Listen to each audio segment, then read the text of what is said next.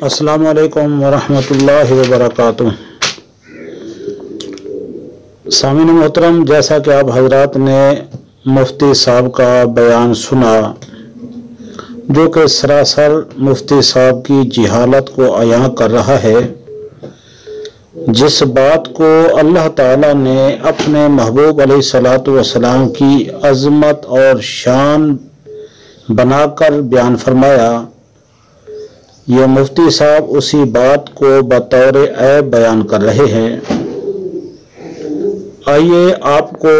अपने नबी उम्मी सल्लल्लाहु अलैहि वसल्लम की इल्मी वुसअत का नज़ारा कराऊं और इस लफ्ज़ उम्मी का सही मतलब समझाऊं। अब सुनने में ये आया है कि मुफ्ती साहब ने तौबा भी कर ली है। दुआ है अल्लाह पाक इसको कबूल फरमाए और उनको इस्तिकामत अता फरमाए। सबसे पहले ये बात ज़हन नशीन फरमाएं कि इंसान की फितरत है कि इंसान जिनकी तरफ मंसूब होता है उस निस्बत की अगर तारीफ़ की जाए तो इंसान बड़ा खुश होता है, चाहे वो सारी तारीफ़ मुबालगा अरई पर मबनी ही क्यों ना हो। मिसाल के तौर पर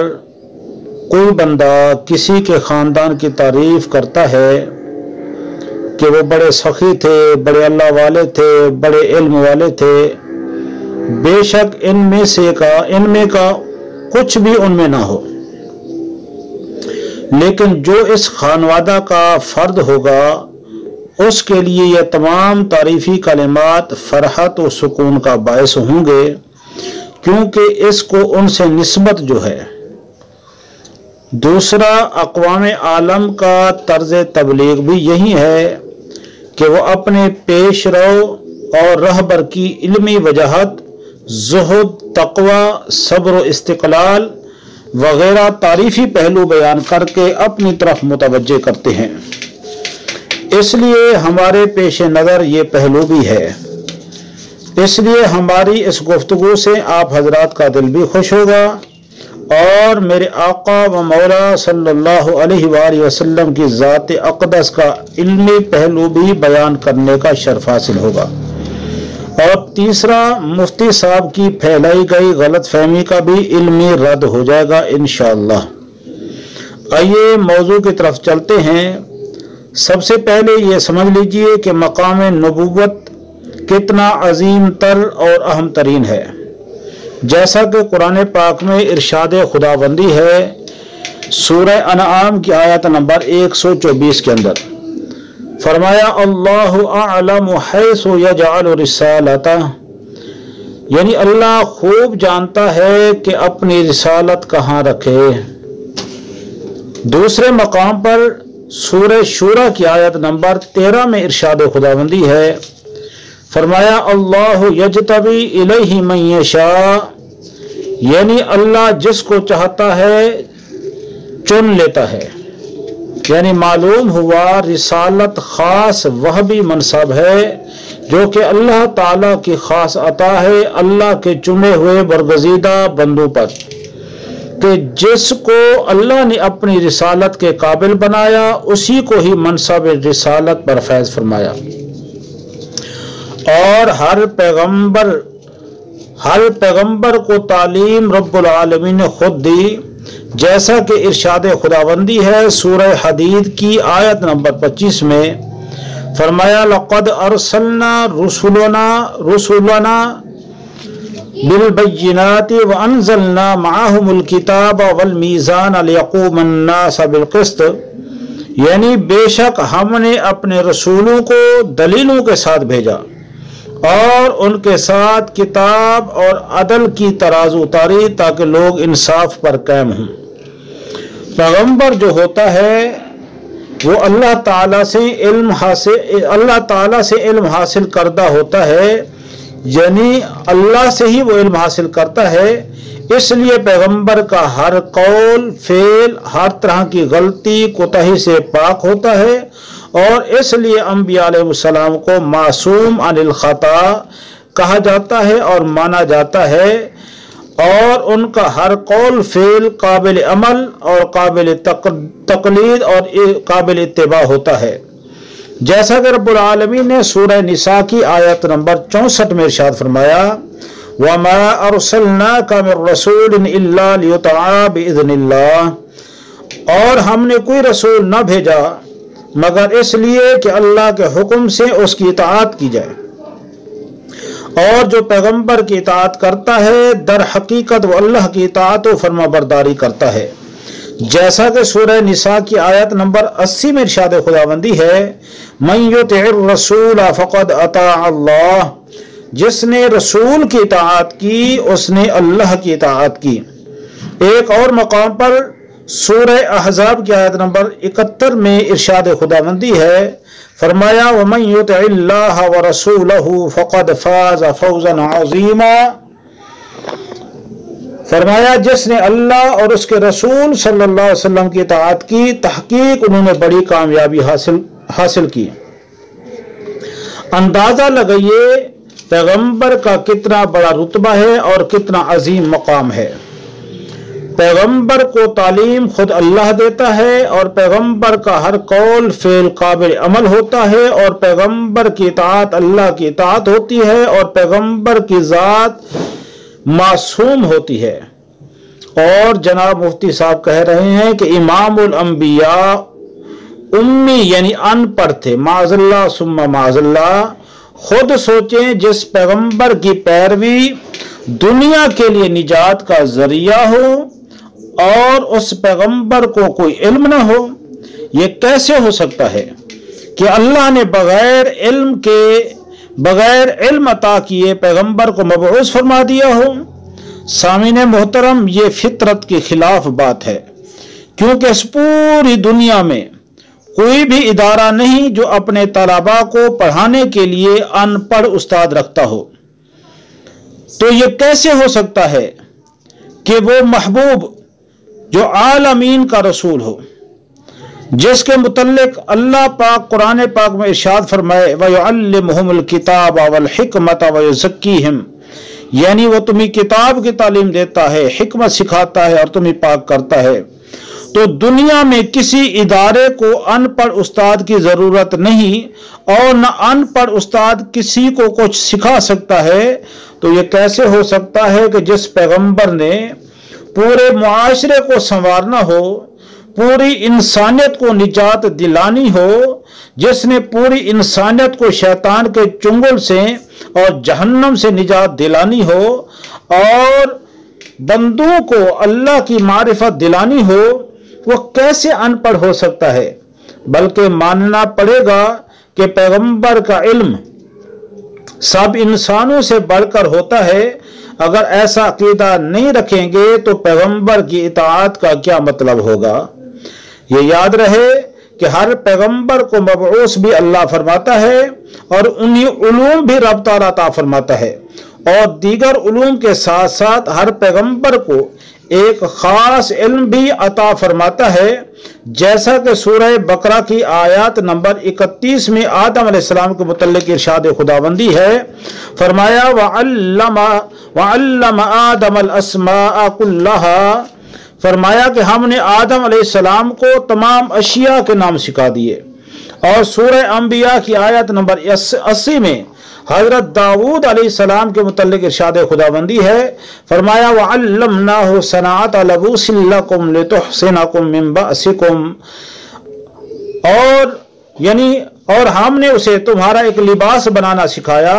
کہ تمہیں تمہاری آنچ سے بچائے۔ اور سورہ نمل کی آیت نمبر 16 میں سلیمان علیہ السلام کے متعلق ارشاد خداوندی ہے، وَقَالَ يَا أَيُّهَا النَّاسُ عُلِّمْنَا مَنطِقَ الطَّيْرِ وَأُوتِينَا مِن كُلِّ شَيْءٍ، یعنی اور کہا اے لوگو ہمیں پرندوں کی بولی سکھائی گئی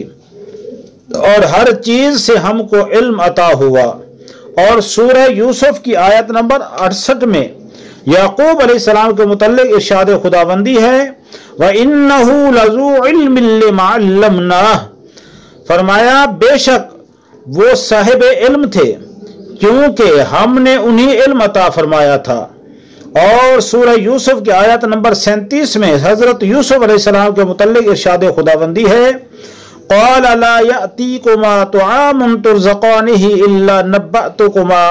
बितअवीलिही क़ब्ल अन यअतियकुमा ज़ालिकुमा मिम्मा अल्लमनी रब्बी। यानी यूसुफ अलैहिस्सलाम ने फरमाया कि जो खाना तुम्हें मिला करता है वो तुम्हारे पास ना आने पाएगा कि मैं उसकी ताबीर उसके आने से पहले तुम्हें बता दूंगा। ये उन इल्मों में से है जो मुझे मेरे रब ने सिखाए हैं। और सूरह कहफ की आयत नंबर 65 में हजरत खिज़र अलैहिस्सलाम के मुतल्लिक इरशाद खुदाबंदी है, फरमाया वअल्लमनाहु मिन लदुन्ना इल्मा, यानी उसे अपना इल्म लदुन्नी अता फरमाया। और सूरह अनआम की आयत नंबर 75 में हजरत इब्राहीम अलैहिस्सलाम के मुतल्लिक इरशाद खुदाबंदी है, फरमाया वकज़ालिका नुरी इब्राहीम मलकूतस समावाति वल अर्द,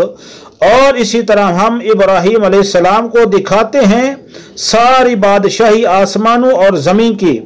और सूरह आले इमरान की आयत नंबर 49 में हजरत ईसा अलैहिस्सलाम के मुतल्लिक इरशाद खुदाबंदी है, फरमाया व उनब्बिउकुम बिमा तअकुलून व मा तदखिरून फी बुयूतिकुम,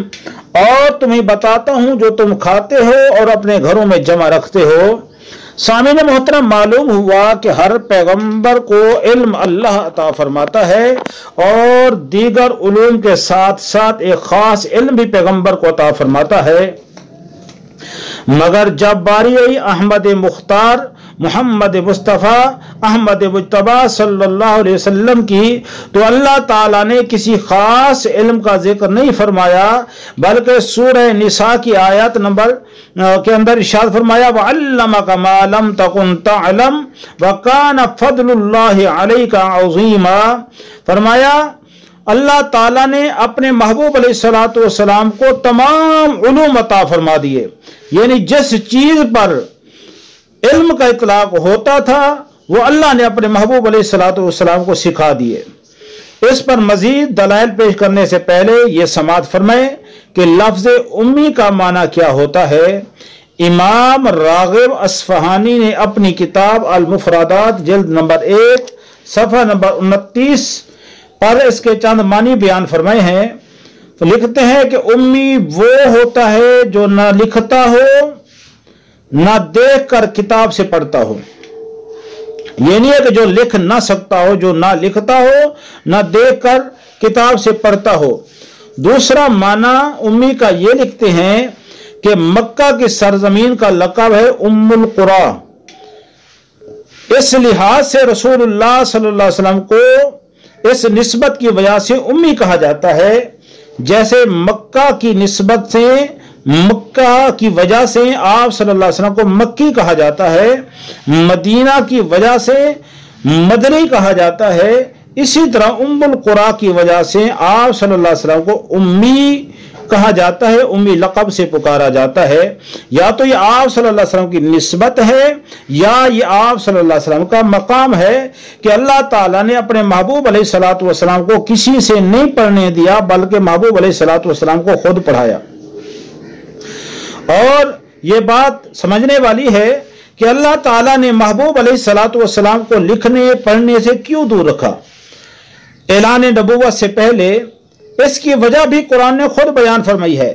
जैसा कि सूरह अनकबूत की आयत नंबर 48 में इरशाद खुदाबंदी है, फरमाया मा कुंत ततलू मिन क़ब्लिही मिन किताबिन वला तखुत्तुहु बियमीनिका इज़न लर्ताबल मुब्तिलून, यानी इस किताब के नुज़ूल से पहले आप कोई किताब पढ़ते थे और न अपने दाएं हाथ से लिखते थे। अगर ऐसा होता तो बातिल परस्तों को शुबा पड़ जाता। हालांकि मुशरिकीन ने ये इल्ज़ाम लगाया भी था कि महबूब अलैहिस्सलातु वस्सलाम ये किस्से लिखवा लेते हैं, जैसा कि सूरह फुरकान की आयत नंबर 5 में इरशाद खुदाबंदी है कि वक़ालू असातीरुल अव्वलीन नक्तबहा फहिय तुमला अलैहि बुकरतन व असीला, यानी उन्होंने कहा ये पहले लोगों के किस्से हैं जो इस रसूल ने लिखवा लिए हैं, सो वो सुबह शाम इस पर पढ़े जाते हैं। तो हजरत मुकर्रम जब उन्होंने ये इल्ज़ाम लगाया कि लिखवा लिए हैं और सुबह शाम पढ़ते हैं, तो अल्लाह ने फरमाया मेरा महबूब तो उम्मी है,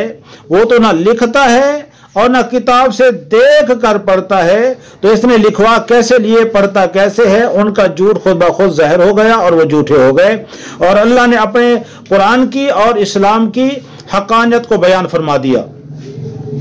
تو اللہ تعالیٰ نے اس لیے محبوب کو لکھنے اور کسی کتاب سے دیکھ کر پڑھنے سے منع فرمایا، تاکہ کوئی یہ نہ کہے کہ یہ کتاب رسول خدا نے خود لکھ لی ہے،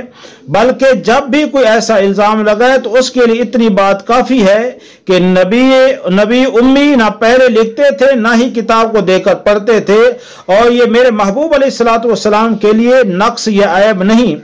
ان پڑھ ہونا عیب ہے۔ یہ بات ذہن نشین فرمائے، ان پڑھ ہونا عیب ہے، اور میرے محبوب علیہ الصلوۃ والسلام ان پڑھ نہیں بلکہ وہ کسی سے نہیں پڑھے تھے، انہیں اللہ نے خود پڑھایا تھا۔ جیسا کہ سورہ رحمان کی ابتدائی آیات بینات کے اندر ارشاد خداوندی ہے، فرمایا الرحمن علم القرآن خلق الانسان علمہ البیان، کہ رحمان نے قرآن سکھایا،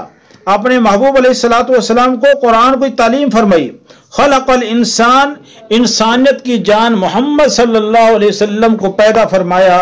اور ان کو علم مکان و ما یکون عطا فرمایا۔ محبوب علیہ الصلوۃ والسلام، اللہ تعالیٰ نے فرمایا کہ محبوب علیہ الصلوۃ والسلام کو قرآن کسی انسان نے نہیں بلکہ خود رحمان نے پڑھایا ہے۔ یہاں پر ایک شبہ پیدا ہو سکتا تھا کہ کوئی کہنے والا کہتا کہ قرآن تو اللہ نے پڑھایا ہے، مگر ہو سکتا ہے کہ کچھ حصہ یاد کرنے سے رہ گیا ہو، تو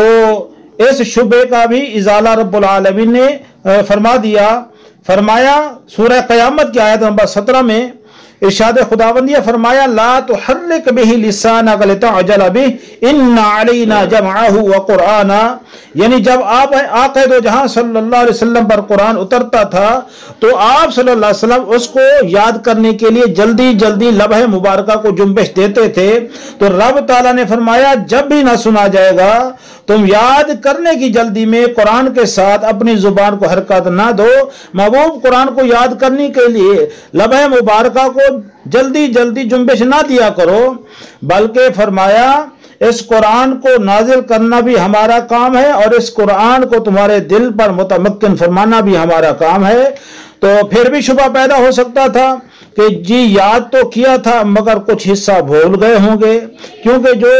نہ ماننے والے ہوتے ہیں ان کے لیے 100 ہیلے بہانے ہوتے ہیں۔ تو اس شبے کا بھی ازالہ رب تعالیٰ نے فرما دیا۔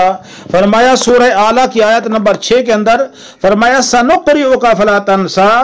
اے محبوب صلی اللہ علیہ وسلم اب ہم آپ کو قرآن ایسا پڑھیں گے کہ تم نہ بھولو گے۔ تو سامعین محترم، آپ فیصلہ خود کریں کہ خود فیصلہ فرمائیں کہ جو شخص کسی مدرسہ میں 8 سال پڑھے وہ عالم ہے اور جاننے والا ہے، اور جسے رب العالمین خود پڑھے وہ بھی قرآن جس کے اندر تمام خشک و تر کا ذکر موجود ہے، جیسا کہ سورہ انعام کی آیت نمبر 59 کے اندر ارشاد خداوندی ہے کہ من رتب ولا یابس الا فی کتاب مبین، جس قرآن میں ہر چھوٹی بڑی چیز کا ذکر موجود ہے، جیسا کہ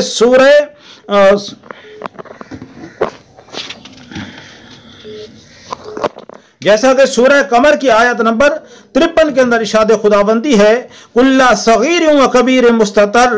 جس قرآن میں ہر شے کی گنتی موجود ہے، جیسا کہ سورہ یاسین کی آیت نمبر 12 میں ارشاد خداوندی ہے کہ کل شیء احصیناہ فی امام مبین، اور جس قرآن کے اندر ہر جاندار کے رزق روزی کا ذکر موجود ہو، جس قرآن کے اندر زندگی موت کا ذکر موجود ہو، جس قرآن کے اندر مرنے کی جگہ کا ذکر موجود ہو،